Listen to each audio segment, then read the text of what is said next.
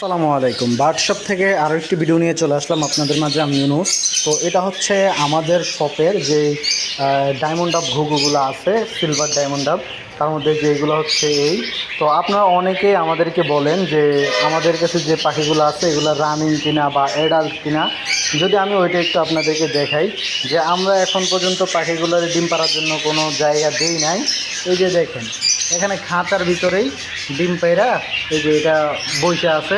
এই যে মাঝখানে যেটা দেখতে পাচ্ছেন এইটাই ডিমটা পারছে। এই যে দেখেন, এই এই যে ডিম, তো এটা বারবারই হচ্ছে ডিমের কাছে আসতেছে এবং সে ডিমটাকে দেখতেছে।